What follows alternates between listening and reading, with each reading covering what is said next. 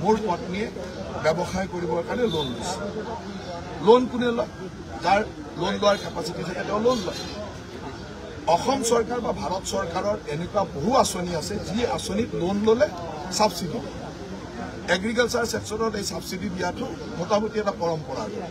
Fishery, veterinary, agriculture এইবিলাকত subsidy দিয়ে। ই যদি আদানীও লোন লয় তেতিয়া ছাবচিডি পাব, আম্বানী লোন ল'লেও ছাবচিডি পাব। এইটো নিয়ম। এতিয়া অসমত বহুত মানুহে ডাঙৰ ডাঙৰ হোটেল বনাইছে। এই যে হোটেল বনাই তেতিয়া আমি 30% কেপিটেল ছাবচিডি দিওঁ। ই যদি অসমৰ আটাইতকৈ ধনী মানুহটোৱে বনায় সি হোটেলৰ ছাবচিডি দিয়ে। এতিয়া আপোনালোকৰ মালিকবিলাকেও যদি হোটেল বনাই অলৰেডি বনাই ছাবচিডি লোৱা ঘটনাও আছে। প্ৰত্যেকে ছাবচিডি পায়। ঠিক তেনেকৈ মোৰ পত্নীয়ে আগতেও লোন লৈছিল। তেতিয়া নেটফ্ৰীৰ পৰা ছাবচিডি পাইছিল। নেটফ্ৰীৰ পৰা ছাবচিডি লৈছে। মোৰ গোটেই অন পেপাৰ্ছ আপোনালোকে টেক্সত গৈ চাই ল'ব। তেওঁ আগতেও লোন লৈ এখন ফাৰ্ম কৰিছে, তাত ছাবচিডি পাইছে। এইবাৰ ডায়েৰী লোন লৈছে। গভৰ্ণমেণ্টৰ এনেকুৱা স্কিম থাকে য'ত লোন ল'লে ছাবচিডি দিয়ে। এতিয়া ছাবচিডি দিছে। আৰু এনেকুৱাও নহয় যে মোৰ ফাৰ্মখন নোহোৱাকৈ লৈছোঁ। আজিও যদি চাই আহে মোৰ তাত 60-70টা গিৰ গায়, 60-70 গৰাকী গিৰ গায়। আৰু এইবিলাকত ছাবচিডি এইকাৰণে দিয়ে যে গৰুৰ ব্যৱসায়টো বা গাখীৰৰ ব্যৱসায়টো লাভজনক নহয়। আজিৰ তাৰিখত এই ব্যৱসায়বিলাক খুব ভালকৈ কোনো চলাব নোৱাৰে। ইয়াৰ ব্ৰেক ইভেনে নাহে। সেইকাৰণে এই ধৰণৰ ব্যৱসায়বিলাকত গভৰ্ণমেণ্টে ছাবচিডি দিয়ে। আৰু আমি তেওঁ এজন ব্যৱসায় কৰি আছোঁ। আৰু এই ব্যৱসায়টো মই যেতিয়া আৰম্ভ কৰিছিলোঁ তেতিয়া মই মন্ত্ৰীও নাছিলোঁ, আনকি বিধায়কো নাছিলোঁ। বিধায়ক নোহোৱা দিনৰ পৰা কৰা ব্যৱসায় এটা কৰি আছিলোঁ। মোৰ পত্নীয়ে সেই ব্যৱসায়টো চাই, আগতে ময়ো চাইছিলোঁ তেওঁ চাই আছে। আৰু সেই চাই থকা ব্যৱসায়টোত এনেকুৱা ধৰণৰ লোন আগে পিছেও লৈ আছে। আৰু গভৰ্ণমেণ্টত এগ্ৰিকালচাৰ, ভেটেনেৰী, ফিচাৰী এইবিলাক ছেক্টৰত আম্বানী লোন ল'লেও ছাবচিডি পাব, আপুনি লোন ল'লেও ছাবচিডি পাব, মই লোন ল'লেও ছাবচিডি পাব। ইয়াত কোনো ধৰণৰ ইৰেগুলাৰিটি বা গণ্ডগোল হোৱা নাই। কোনো 2 নম্বৰী কৰা নাই। ফাৰ্মখন নকৰাকৈ পইচা লোৱা নাই, ফাৰ্ম এখন কৰি পইচা লৈছে। গতিকে ইয়াত আৰু ক'বলগীয়া একো নাই। কিন্তু আপোনালোকে ইণ্টেনশ্যনেলি নিউজটোৱে প্ৰতিদিনে প্ৰায় 40 বাৰমান বজাইছে। এতিয়া মই প্ৰতিদিনক সুধিছোঁ যে আমাৰ GMDৰ CEO আছে, এওঁৰ ওচৰত মোৰ ওচৰত 1000টা তথ্য আছে প্ৰতিদিনৰ মালিকে কিমান ইৰেগুলাৰিটিজ কৰি ঘৰ বনাই ৰাখিছে, বিল্ডিং ল কিমান ভাইলেট কৰিছে। আপুনি বজাব পাৰিব? মই কৈ আছোঁ মোৰ CEO ইয়াত আছে, তেওঁ গোটেই তথ্য দিব আপুনি কিমান বিল্ডিং ইৰেগুলাৰিটিজ, বিল্ডিং ল ভাইলেট কৰি আপোনাৰ মালিকে বনাই ৰাখিছে। দিব নেকি? নিশ্চয় দিম। আপুনি কেৱল বজাব নে নাই? বজাব। CEO साहब অল প্ৰতিদিন কা जो है उसका बिल्डिंग का पूरा दे। দ্বিতীয়তে আপোনাৰ মালিকে এজন নিসন্তান মানুহ, অভিধানৰ মালিক, সেই নিসন্তান মানুহৰ পুত্ৰ পৰিবাৰ বুলি দেখুৱাই ৰাইজক টুপি পিন্ধাই ঠকাই থকা নাই জানো? আছে নে নাই? বজাবৰ সাহস আছে? বজাবলৈ সাহস। আপোনাৰ মালিকে যাৰ সন্তান পৰিণতি নাতি বুলি কয় সেইজন মানুহে নিসন্তান আছিল। নিসন্তান মানুহৰ নাতিয়ে পৰিণতি কৰ পৰা ওলাল? আজি তেওঁ তেনেকুৱা মিছা কথা কৈ গোটেই অসমখনক ঠকাই থকা নাই? সেইবিলাক নিউজ বজাব সাহস আছে? বজাবলৈতো সাহস নাই। আপোনাৰ চেনেলৰ এজন সম্পাদক, আমিতো পত্নীক কিবা এটা কৰিলে মহিলা মানুহ সহায় কৰাৰ চেষ্টা কৰোঁ। আপোনাৰ চেনেলৰ এজন সম্পাদক পত্নীক মাৰপিট কৰে, কন্যাক মাৰপিট কৰে, ডমেষ্টিক ভাইলেন্স কৰে। নিউজ বজাবলৈ সাহস আছে? এইবিলাক কথা আমাৰ মুখ খুলি নল'ব। মুখ খুলি এইকাৰণে নল'ব, এইবিলাক আপোনালোকৰ NKTVৰ মালিকৰ পাৱাৰত কিমান গণ্ডগোল কৰি আহিছে, কিমান তথ্য আছে, কেছ হৈছে, এনকুৱাৰী হৈছে, সেইবিলাক নিউজ বজাব সাহস আছে? আপোনালোকে নিউজ বজাই সাধাৰণ মানুহে ধুনীয়াকৈ কাম কৰি মোৰ ফাৰ্মত আজিৰ তাৰিখত 60-70 গৰাকী এমপ্লয়। গাখীৰৰ ব্যৱসায় কৰি মই পইচা কামাব নোৱাৰো। গাখীৰৰ ব্যৱসায় গাখীৰ মানে এটা দুগ্ধ বিপ্লৱৰ লগত আমি গাখীৰৰ ব্যৱসায়টো সেইকাৰণে কৰোঁ। আজিৰ তাৰিখত গভৰ্ণমেণ্টে গাখীৰ উৎপাদন কৰা প্ৰতিগৰাকী কোঅপাৰেটিভক 5 টকাকৈ আমি পাৰ লিটাৰৰ এগেইনষ্টত ছাবচিডি দিওঁ। কিয় দিওঁ? যে গাখীৰৰ ব্যৱসায়টো লাভজনক নহয়। সেইকাৰণে গভৰ্ণমেণ্টে এনেকুৱা বহু মানুহে যোনে আৰু ইয়াত ছাবচিডিটো এনেই নিদিয়ে, লোন ল'লে ছাবচিডি। আমাৰ পত্নীয়ে লোন লৈছে, এপেক্স বেংকৰ পৰা লোন লৈছে, তাৰ আগতে এপেক্সৰ পৰা লোন লওঁতে নেটফ্ৰীৰ ছাবচিডি পাইছে। এনেকৈ ছাবচিডি পায়। কিন্তু আপোনালোকে এনেকৈ বজাই যেন আমি কিবা দোষ কৰিছোঁ, ক্ৰাইম কৰিছোঁ। কিন্তু আপোনাৰ মালিকে যে নিসন্তান মানুহৰ নাতিয়েক বুলি কৈ নিজৰ অথৰিটি দেখুৱাই আছে, তাক লৈ গৌৰৱ কামাই, তাক লৈ যে কয় যে এনেকুৱা মই ইমান ডাঙৰ কাম কৰিছোঁ, ব্ৰেইলি ছিষ্টেমত অমুক কৰিছোঁ তমুক কৰিছোঁ, সেইবিলাক আপোনালোকে বজাবলৈতো সাহস নাই। শুনিবলৈ সাহস লাগে। মই সেইকাৰণে আজি লাইভ কৰি লৈছোঁ, মোৰ লাইফত মানুহে শুনক। আৰু আপোনালোকে যিমান নিউজ বজাব প্ৰত্যেকজন মানুহৰ তেনেকুৱা তথ্য আমাৰ ওচৰত আছে।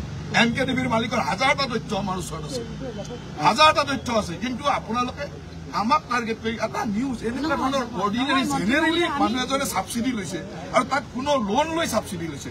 লোনৰ ছাবচিডিৰ এগেইনষ্টত আপোনালোকে এই 5 দিন ধৰি যিটো বজাইছে, আৰু মই যলৈকে যাওঁ তাতে সেইটো কথা সুধিব বোলে গতিকে আপোনালোকৰ ইণ্টেনশ্যনটো মই জানো, কেৱল সাহস থাকিব এইখিনি বজাবৰ কাৰণে। আপোনাৰ বিৰুদ্ধে আৰু এটা অভিযোগ আছে যে আপুনি বুন্দাজানটো পুতি পেলাই মোৰ লগত ওলাওক, বন্দাজানলৈকে যাওক, তাৰ ওচৰৰ পাব্লিকক সোধক। বন্দাজানৰ ওচৰত মোৰ যিটো ঘৰ সেইটো মোৰ দেউতাৰ ঘৰ, আৰু 1980 চনৰ পৰা মোৰ ঘৰ তাত বসবাস কৰে। 1980 চনৰ পৰা 40 বছৰ 45 বছৰ হৈ গ'ল তাত থকা, আৰু সেই মোৰ ঘৰটোৰ কাষেৰে যিবিলাক মানুহ আছে তাত বন্দাজানটোৰ প্ৰটেকশ্যনৰ কাৰণে সেই ৰাস্তাটো বনোৱা হৈছে। গৈ চাই আহক, মোৰ লগত বলক, মই গৈ দেখুৱাই দিম। আপোনালোক গোটেই সাংবাদিক এতিয়াই যাম, বলক, যাব এতিয়া, বলক, মই দেখুৱাই দিম যে সেইটোৱে বন্দাজান এনক্ৰচ কৰিছে নে বন্দাজান প্ৰটেকশ্যন কৰিছে। তাৰ পাব্লিকক গৈ সোধক। পাব্লিকত আগতে বন্দাজানৰ পানী সেই পাব্লিকবিলাকৰ ঘৰলৈকে সোমাই গৈছে। সেই পাব্লিকে মই যিটো তাত থাকোঁ, আৰু সেই ৰাস্তাটোৰে মই অহা যোৱাও নকৰোঁ, মোৰ ৰাস্তা বেলেগ, মোৰ ঘৰলৈকে যোৱা ৰাস্তা বেলেগ। সেই ৰাস্তাটো পাব্লিকে মোক ৰিকুৱেষ্ট কৰিছে, আৰু সেইটো বহুদিন পুৰণা ডিমাণ্ড। পাব্লিকে ৰিকুৱেষ্ট কৰিছে ইয়াতে ৰাস্তা এটা বনাই দিলে আমাৰ ঘৰলৈকে পানী নুঠিব, আৰু বন্দাজানটো এনক্ৰচটো বন্ধ হ'ব, আৰু ভৱিষ্যতলৈ এটা পাৰ্মানেণ্ট চলিউশ্যন হ'ব। সেইকাৰণে মই এটা ৰাস্তা বনাই দিছোঁ। কিন্তু আপোনালোকে এনেকুৱা বনালে, মই কৰিলোঁ বন্দাজানটো প্ৰটেকশ্যনৰ কাম, আপোনালোকে বনাই দিলে যে বন্দাজানটো মই দখল কৰিলোঁ। ইমানটোতো মিছা কথা ক'ব নাপায় নহয়। গৈ পেলাই চাই লওক, মোৰ লগত বলক, এতিয়াই যাম, বলক, সাহস আছে যদি বলক, এতিয়াই যাওক, মই দেখুৱাই দিম যে তাত মই বন্দাজানটো ক'ৰবাত দখল কৰিছোঁ নেকি। GMDৰ মানুহ আছে, GMDৰ কাগজ পত্ৰ লৈ লওক, GMDৰ প্ৰপাৰ্টিটো লৈ লওক। মন্ত্ৰী হিচাপে মই চেলেঞ্জ কৰি কৈছোঁ, আৰু আমাৰ ইমান সাহস আছে, আমি মানুহক এনেকুৱা বেয়া কাম মানুহৰ কৰা নাই, যি কৰিছোঁ ভাল কৰিছোঁ। পলিটিকেলাইজ কৰি যেতিয়া আপোনালোকে কাম কৰিব, পলিটিকেলাইজ নহয়, মন্ত্ৰীগৰাকীৰ বিৰুদ্ধে যেতিয়া অভিযোগ উঠে তেতিয়া সেই কথাটো সোধাটো আমাৰ দায়িত্ব সাংবাদিক হিচাপে। সেই কথাটো সোধাটোৰ দায়িত্ব, সেই কথাটো আপোনাৰ মালিকক সুধিব পাৰিব নে নাই? আপোনাৰ মালিকক সুধিব পাৰিব।